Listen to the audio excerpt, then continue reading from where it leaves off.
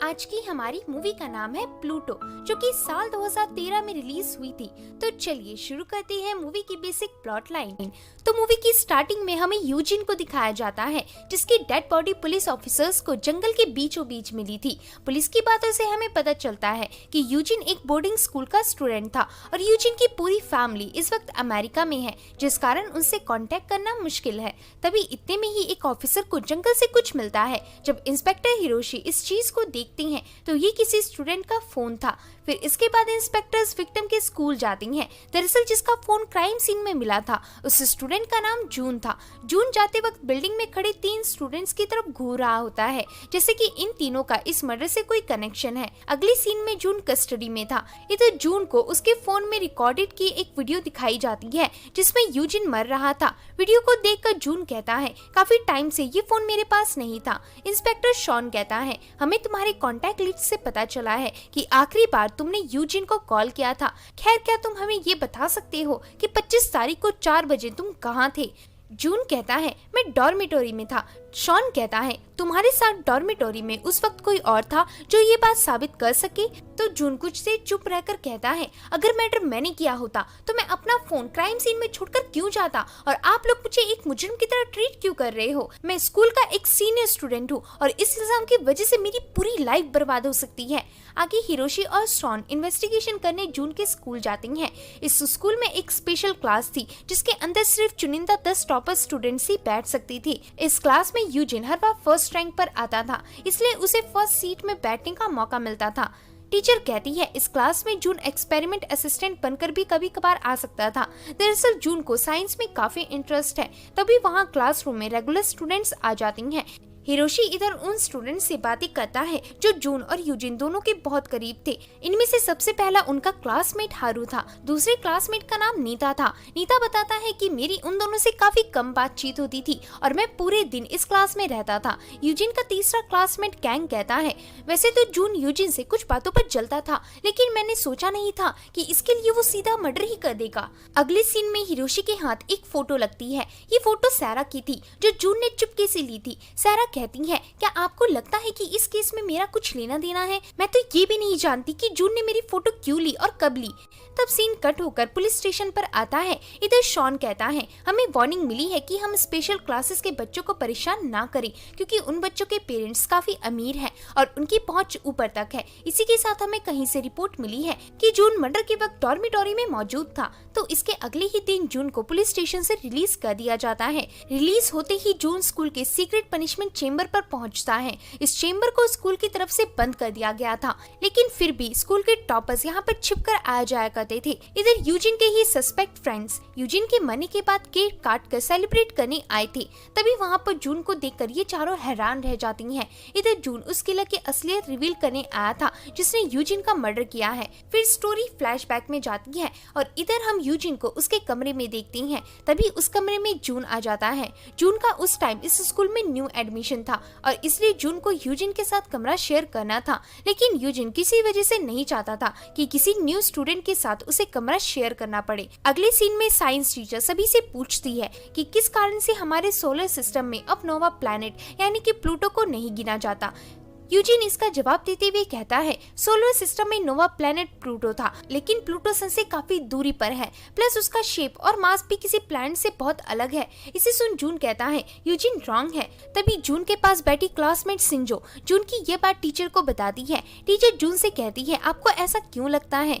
जून कहता है, प्लूटो को प्लैनेट्स में नहीं गिना जाने का ये कारण है कि सोलर सिस्टम यूनिवर्स के मध्य भाग में है, और अगर हम इस थ्योरी के अनुसार से सोचे कि प्लूटो को सिर्फ इसलिए प्लैनेट्स में गिना नहीं जाता क्योंकि प्लूटो सन के करीब नहीं है, तब भी हमें ये नहीं भूलना चाहिए कि सन एक काफी पुराना स्टार है और स्टार्स अक्सर बनते और खत्म होते रहते हैं। यूजिन की बातों को गलत साबित करके जून ने स्पेशल क्लास के मेंबर्स यानी यूजिन के लोगों से पंगा ले लिया था। टीचर कहती है, इंटरेस्टिंग, मुझे तुम्हारे इस थॉट पर एक ऐसे चाहिए। वैसे हम स्पेशल क्लास में फ्रॉक पर एक्सपेरिमेंट करने वाली हैं, तो उसके लिए जो भी फ्रॉक लाएगा उसे एक्स्ट्रा नंबर मिलेंगे। इसे सुन जून अपना हाथ खड़ा करता है। क्लास ओवर ओवर हो जाने के बाद शिंजो जून को स्पेशल क्लास के बारे में बताती है। शिंजो कहती है स्पेशल क्लास सिर्फ टॉप 10 ग्रेड वाले बच्चे ही अटेंड कर सकते हैं। उस क्लास में कोई भी स्टूडेंट आधी रात तक रह सकता है और वहां जाने वाला स्टूडेंट आसानी से रिप्लेस नहीं होता, क्योंकि उनकी जगह टॉप करना मुश्किल हो जाता है। अगले दिन हम जून को क्लास में देखते हैं। इधर जून यहाँ बार बार सैरा की तरफ चुपके से देख रहा था। सैरा भी असल में उसी स्पेशल क्लास की एक मेंबर थी। अगले सीन में जून साइंस एक्सपेरिमेंट के लिए फ्रॉग लाया था। इधर टीचर फ्रॉग पर एक्सपेरिमेंट करके अपने स्टूडेंट को दिखाती है। आगे जून उस फ्रॉग को जंगल में छोड़कर वहाँ से चला जाता है। अगली सीन में जैसे ही सैरा क्लास में आती है वैसे ही उसे अपने बेंच में मरा हुआ फ्रॉग दिखता है। इसे देखकर सैरा घबरा गई थी। टीचर कहती है आखिर ये हरकत किसने की? तब यूजिन का दोस्त कैंग कहता है ऐसा सिर्फ जून ही कर सकता है, क्योंकि वही क्लास में फ्रॉग लाया था। अगले दिन इस इल्जाम की वजह से जून को यूजिन के कमरे से ट्रांसफर करके किसी हॉस्टल में भेज दिया जाता है। प्रेजेंट में कैंग कहता है एक्चुअली उस वक्त मैं नहीं चाहता था कि तुम हमारे साथ वाले डॉर्मेटोरी रूम में रहो, वैसे भी इस केस के सस्पेक्ट तुम हो न कि हम। ऐसा कहकर कैंग वहाँ से जाने लगता है और कैंग के साथ ही क्लासमेट्स भी उस रूम से निकलने लगती हैं। तभी सीक्रेट रूम का दरवाजा ऑटोमेटिकली बंद हो जाता है। इसे जून ने बंद किया था। जून कहता है अब तुम सभी मेरे कैदी हो। इसे सुन चारों जून के ऊपर भड़क उठते हैं। तभी जून अपने सूटकेस के कई सारे केमिकल में से एक केमिकल बोतल बाहर निकालते हुए कहता है अगर मैंने इसे जला दिया तो तुम जानते हो कि क्या होगा। इसे देख वह चारों स्टूडेंट्स घबरा जाती हैं। अब जून रस्सी निकालकर नीता को अपने पास बुलाता है ताकि नीता ये रस्सी सभी को बांध सके। बदले में जून नीता को जल्दी छोड़ देगा। तो इसे सुन नीता जून के पास जाकर वो रस्सी उसके हाथों से ले लेता है। इस दौरान हम स्पेशल क्लास वाले स्टूडेंट्स के पेरेंट्स को देखते हैं। इनकी आज पेरेंट टीचर मीटिंग थी। यहाँ सभी के पेरेंट्स परेशान हो रहे थे क्योंकि अभी तक इनके बच्चे नहीं पहुँचे थे। तभी सैरा की मॉम को एक वीडियो रिसीव होता है। इस वीडियो में सैरा के साथ बाकी बच्चे रस्सी से बंधे हुए थे। इसे देखकर सैरा की मॉम और बाकी पेरेंट्स परेशान हो जाती हैं। अगले सीन में पुलिस को ट्रैक करके पता चल जाता है कि टॉर्चर वाली जगह स्कूल के अंदर ही मौजूद है। फिर मूवी दोबारा से फ्लैशबैक में जाती है। यहाँ स्टूडेंट्स के टेस्ट रिजल्ट्स अनाउंस हो गए थे। रिजल्ट को देखकर जून हैरान होता है क्योंकि जून पहली बार इतनी मेहनत के बाद 67th पोजीशन पर आया था। तभी उधर सैरा आती है। सैरा इस बार 11th रैंक पर आई थी। वहीं अपनी मेहनत से चोंग टॉप 10 टॉपर्स की लिस्ट में सिलेक्ट हो गया था। इसे देखकर सैरा वहां से दुखी होकर चली जाती है। उसी रात हम शिंजो के साथ जून को देखती हैं। शिंजो ने स्कूल आने से पहले हैकिंग सीख रखी थी। शिंजो हर बार की तरह इस बार भी स्पेशल रूम का कैमरा हैक करके उस क्लास के स्टूडेंट को देखने लगती है। जब जून इस फुटेज में गौर से देखता है तो उसे इसमें कुछ लोग एक स्पेशल नोटबुक को एक दूसरे से पास करता हुआ दिखते हैं। जून पूछता है ये क्या है? शिंजो कहती है ये एक स्पेशल नोटबुक है। इस नोटबुक से ये टॉपर्स आने वाले एग्जाम्स की तैयारी करती हैं और शायद यही इनके टॉप करने का राज है। कभी कभी सैरा भी चुपके से इनकी क्लास अटेंड करती है, लेकिन कोई स्टूडेंट इसकी कंप्लेंट नहीं करता। ये समझो ये स्पेशल क्लास इनके लिए सीक्रेट सोसाइटी की तरह है। ऐसा कहकर शिंजो उन स्टूडेंट्स के कंप्यूटर डिस्प्ले में लिखती है तुम सभी मेरे गुलाम बनने वाले हो। ऐसा लिखकर शिंजो डिस्प्ले में उन्हीं के एक पुराने स्टूडेंट की फोटो शो करती है, जिसे देखकर यूजिन के साथ उसके बाकी क्लासमेट काफी घबरा जाती हैं। उन्हें समझ नहीं आता कि ये किसने किया। ये सब देखकर भी इनमें से कोई भी किसी को कंप्लेन नहीं करता। लड़की की फोटो भी उनके लैपटॉप में शिंजो ने ही डाली थी उन्हें डराने के लिए। जून कहता है ये लड़की कौन है? शिंजो बताती है ये मेरी रूममेट यूनजो है। इसने 1 साल पहले खुद को मार डाला था। तुम्हें यूनजो के मरने के बाद उसकी जगह रिप्लेस किया गया है। ऐसा बताकर शिंजो एक साइट दिखाती है। अगर शिंजो ने इस साइट का पासवर्ड क्रैक कर लिया तब वो इन टॉपर स्टूडेंट्स के सीक्रेट फुटेज को एक्सेस कर पाएगी। अगले दिन यूजिन कॉरिडोर से गुजर रहा था। तभी जून यूजिन के पास आकर कहता है मुझे उस सीक्रेट नोटबुक के बारे में पता चल गया है। मैंने तुम्हें उसे एक्सचेंज करते हुए देखा था। यूजिन कहता है तुम्हें क्या चाहिए? जून कहता है मैं भी तुम्हारे साथ तुम्हारे ग्रुप को ज्वाइन करना चाहता हूँ। इसे सुन यूजिन वहाँ से चला जाता है। अगले सीन में जून वॉशरूम कर रहा था। तभी पीछे से कोई आकर जून के सर को प्लास्टिक से ढक देता है। असल में ये लोग यूजिन के आदमी थे। यहाँ सीक्रेट रूम में जाने के लिए इन्हें लिफ्ट के फर्स्ट फ्लोर को 2 बार क्लिक करना पड़ता था। आगे यूजिन के लोग जून को खींचकर सीक्रेट रूम में ले आती हैं। इधर ब्लैक प्लास्टिक से जून समझ पा रहा था कि इनके गैंग का लीडर यूजिन है। यूजिन कहता है तुम्हें हमारे ग्रुप में शामिल होने के लिए एक प्रोसीजर से गुजरना होगा। तो जून इस पर मान जाता है। जून के पास वाला स्टूडेंट चैलेंज बताते हुए कहता है हमने यहाँ कहीं एक कैरेट रख रखा है, उसे तुम्हें 1 मिनट के अंदर ढूंढना है। फिर जून उस कैरेट के पास कूद कूद कर जाने लगता है। इधर जून से मजे लेने के लिए सैरा, नीता और यूजिन के बाकी दोस्त उस कैरेट को एक एक दूसरे को पास करने लगती हैं, जिससे कि जून टाइम पर कैरेट नहीं पकड़ पाता। जून यूजिन से खुद को साबित करने का एक और मौका मांगता है। तब यूजिन जून के चेहरे का प्लास्टिक हटाकर उसे एक और चैलेंज देता है। नेक्स्ट सीन में हम जून के लिटरेचर टीचर को देखते हैं। टीचर जब अपने घर जा रहा था तभी बीच रास्ते में जून टीचर को बेसबॉल बैट से मारकर बेहोश कर देता है और बेहोश करने के बाद उनकी फोटो खींचकर रैबिट हंटिंग नाम के ग्रुप में सेंड कर देता है। ये ग्रुप यूजिन का ही था। इसके बाद जून टीचर का बैग लेकर भाग जाता है। जून को किसी तरह टीचर का बैग लाने का टास्क मिला था। इसके बदले में यूजिन के दोस्त ने जून के लॉकर में सीक्रेट नोटबुक का एक हिस्सा रख दिया था। अगले दिन पुलिस 10th आई टॉपर चियोंग को जेल ले जा रही थी, क्योंकि चियोंग के ही लॉकर में किसी ने टीचर का बैग रख दिया था। चियोंग पुलिस वालों को समझाता है कि कल उसका एग्जाम है, लेकिन फिर भी पुलिस उसे ले जाती है। इसे देखकर जून समझ जाता है कि चियोंग को फंसाने में यूजिन के ग्रुप मेंबर का हाथ है। इसका मतलब जून जितना सोच रहा था, यूजिन का ग्रुप उससे भी ज्यादा खतरनाक है। आगे स्कूल में फिर से रिजल्ट अनाउंस होते हैं। इस बार सैरा फिर से 10th पोजीशन में आने के साथ इस ग्रुप में वापस से ज्वाइन हो गई थी। तभी वहाँ रिजल्ट देखने जून आता है। जून देखकर हैरान था कि वो इस बार 17th रैंक पे था, जो कि पिछले रैंक के मुताबिक काफी अच्छा था। जून को लगता है कि ये बस उस सीक्रेट नोटबुक का कमाल है। तभी हम टीचर मोटाबा को देखती हैं, जो स्कूल से जा रहे थे। हारू कहता है, तुम्हें अगले टास्क में टॉप करने के लिए फिर से हमारी नोटबुक की जरूरत पड़ेगी। उसके लिए तुम्हें हमारा एक और टास्क पूरा करना होगा। तो इसके बाद जून एक केमिकल को तैयार करने में जुट जाता है, जिससे कि काफी तगड़ा ब्लास्ट किया जा सके। तीनों ग्रुप मेंबर्स मिलकर जून के उस केमिकल को कहीं दूर ग्राउंड में चेक करती हैं, लेकिन ये केमिकल बार बार फेल हो जाता है। फिर इसके बाद जून अपने एक्सपेरिमेंट में थोड़ा फेर बदल करता है और इस बार जून का केमिकल सक्सेसफुली बन गया था। जून इस केमिकल को जैसे ही झाड़ियों में फेंक कर चेक करता है, वैसे ही झाड़ियों के बीच बहुत बड़ा ब्लास्ट होता है। इस केमिकल से ये लोग टीचर मोटाबा की गाड़ी में आग लगाने वाले थे।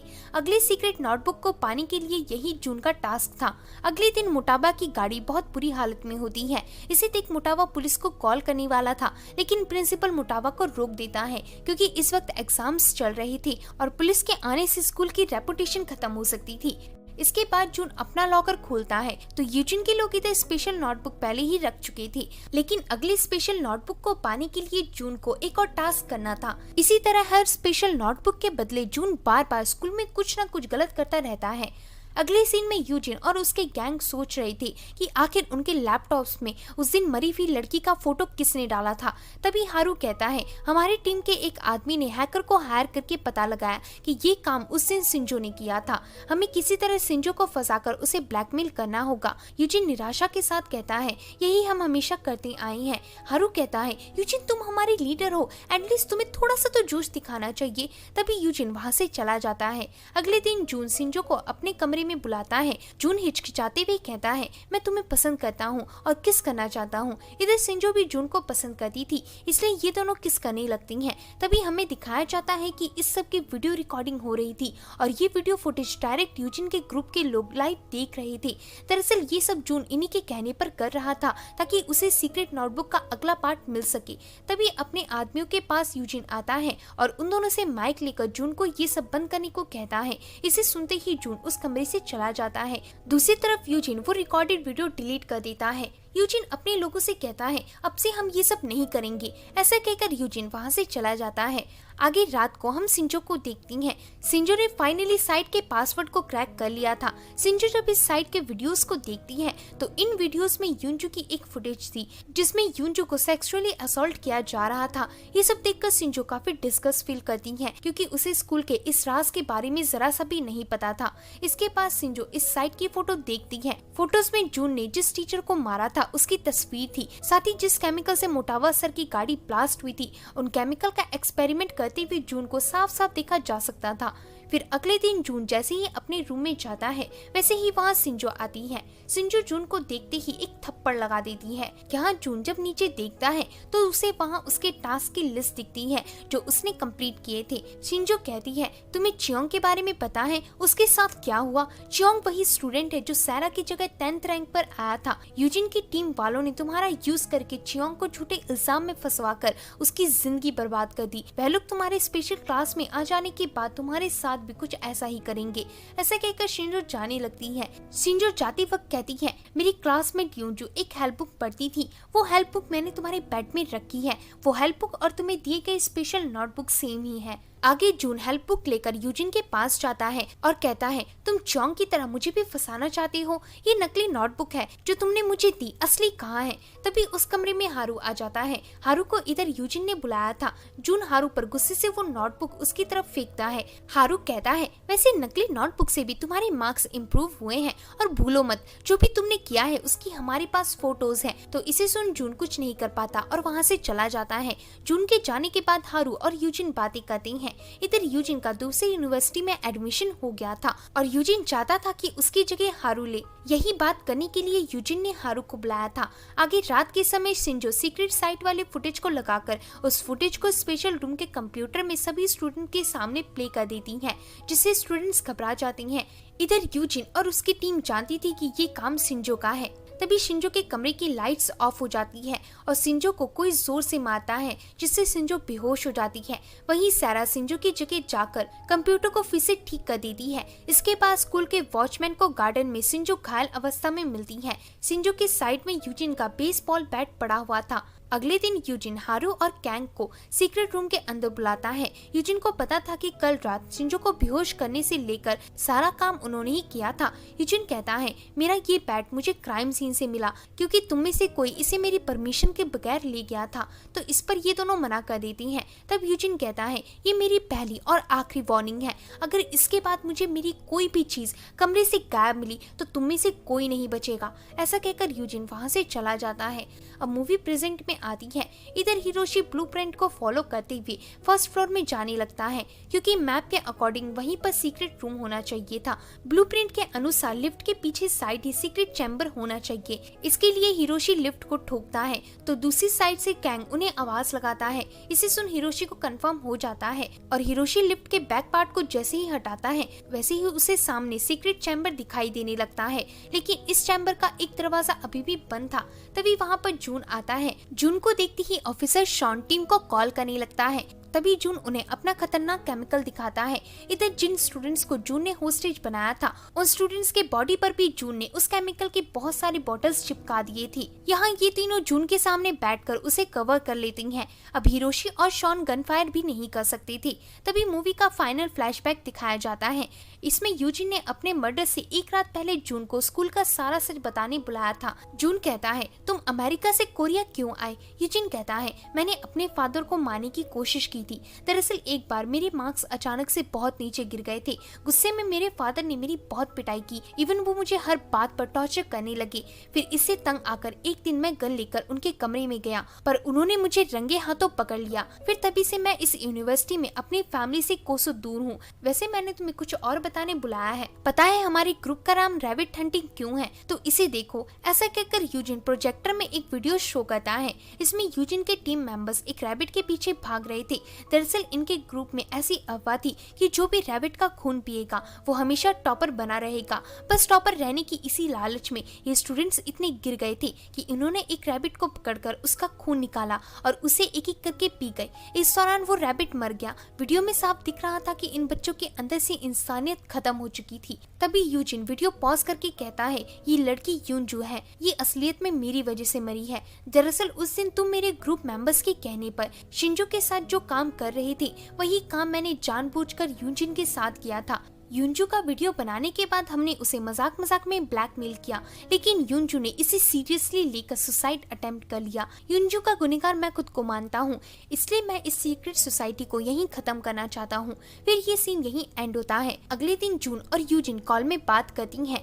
ये दोनों सीक्रेट ग्रुप को चुपके से कोलैब करने का प्लान बना रहे थे। यूजिन कहता है, मैं तुमसे कहाँ मिल सकता हूँ? जून कहता है, पहाड़ी के पास। ऐसा कहकर जून कॉल रख देता है। तभी वहाँ पर यूनजी के टीम के 3 मेंबर्स आ जाती हैं। इन्होंने जून की बात सुन ली थी। ये तीनों जून को परेशान करने के बदले उसका फोन छीनकर पहाड़ी के पास चले जाती हैं। वहीं जून अपनी जगह पर खड़ा होकर यूजिन के आने का वेट कर रहा था। फिर हम यूजिन को देखते हैं। जिस पर उसी के वो 3 मेंबर्स रास्ते में हमला कर देती हैं। असल में इन तीनों ने ही यूजिन को जान से मारा था। अब मूवी प्रेजेंट में आती है। हिरोशी और उसका पार्टनर अभी तक वहीं खड़े थे। जून कहता है आज एक स्पेशल डे है, इसलिए मैं तुम तीनों को मारने से पहले एक मौका दूंगा। आखिरकार तुम तीनों कोरिया के सबसे टॉप स्टूडेंट्स जो हो। हिरोशी कहता है हम इन्हें बचाने के लिए कुछ भी करेंगे। जून कहता है कुछ भी? अच्छा तो एक काम कीजिए, उस लड़के को मेरे सामने पेश कीजिए जो सियोल एकेडमी का टॉपर स्टूडेंट था, लेकिन हारू के कारण वो अपना इम्पोर्टेंट एग्जाम नहीं दे पाया। मैं उससे पूछूंगा कि क्या वो हारू को माफ कर सकता है या नहीं। फिर इसके बाद पुलिस वाले उस स्टूडेंट को ढूंढने में लग जाती हैं। थोड़ी देर में हिरोशी का पार्टनर शॉन एक पर्चा लेकर आता है। असल में वो स्टूडेंट चियोंग था जिसके ऊपर नकली इल्जाम लगने से उसकी लाइफ ऑलमोस्ट बर्बाद हो चुकी थी। इसे देखकर हिरोशी जून से कहता है चियोंग यहाँ आ नहीं सकता, लेकिन हमारे यहाँ चियोंग का नंबर लगा है। आगे इस नंबर पे जून चियोंग को कॉल करता है और कहता है तुम्हें सारा सिचुएशन न्यूज में पता चल गया होगा, अब जरा हारू से बात करो। ऐसा बोलकर जून हारू को कॉल देता है। हारू कहता है चियोंग मुझे माफ कर दो, मैं तुम्हें इसके बदले ढेर सारे पैसे दूंगा, प्लस तुम्हारा एडमिशन भी अच्छी यूनिवर्सिटी में करा दूंगा। इतना कहते ही जून फोन वापस लेकर कहता है चियोंग तुम पर वो झूठा इल्जाम इसी स्टूडेंट ने लगाया था, तुम्हारे कहने पर मैं इसे छोड़ दूंगा या मार डालूंगा, सब तुम्हारे हाथ में है। तो चियोंग कहता है उन्हें मार डालो। इसे सुन तीनों घबरा जाती हैं। वहीं नीता कहता है मैं निर्दोष हूँ, मैंने कुछ नहीं किया। जून कहता है मैं तुम्हें भागने के लिए कुछ सेकंड्स दूंगा, लेकिन उसके लिए पुलिस को लिफ्ट के अंदर जाना होगा। इसे सुन नीता हिरोशी को कन्विंस करता है, लेकिन हिरोशी नहीं मानता। तभी जून केमिकल में आग लगाने लगता है। इसे देख हिरोशी और शॉन लिफ्ट के अंदर चले जाती हैं और तभी 1 सेकंड के लिए जून दरवाजा खोलता है, जिससे नीता तो बाहर निकल जाता है, लेकिन ऑफिसर हिरोशी अंदर नहीं आ पाता। हिरोशी जून को पकड़ना चाहता था, लेकिन शॉन हिरोशी को वहाँ से ले चलता है क्योंकि इस धमाके में वह तीनों भी खत्म हो जाएंगे। फिर ये तीनों लिफ्ट से ऊपर चली जाती हैं। वहीं अब हमें सनसेट दिखाया जाता है। अब तक जून उन तीनों टॉपर स्टूडेंट्स के साथ मर गया था। इस बात का जून की मॉम को सदमा लगता है, लेकिन हिरोशी और उसका पार्टनर उन्हें संभालने लगते हैं। फिर सीन शिंजो पर आता है जो हॉस्पिटल में एडमिट थी। यहाँ शिंजो की मॉम शिंजो के हाथ पर एक कागज देखती है। जब शिंजो की मॉम इसे पढ़ती है तो इसमें लिखा था तुम्हारे पिंपल्स पानी से ठीक हो जाएंगे, मैं माफी चाहता हूँ कि मैं तुमसे पहले जा रहा हूँ। इधर शिंजो की आंखों में हम आंसू देखती हैं क्योंकि शिंजो ने ये लेटर पहले ही पढ़ लिया था। इसी के साथ ये मूवी एंड हो जाती है। तो होप है कि दोस्तों आपको ये मूवी पसंद आई होगी। अगर वीडियो पसंद आता है तो वीडियो को लाइक और चैनल को सब्सक्राइब करें। मिलते हैं ऐसे ही एक और मजेदार वीडियो के साथ। तब तक के लिए आप लोग अपना ध्यान रखें।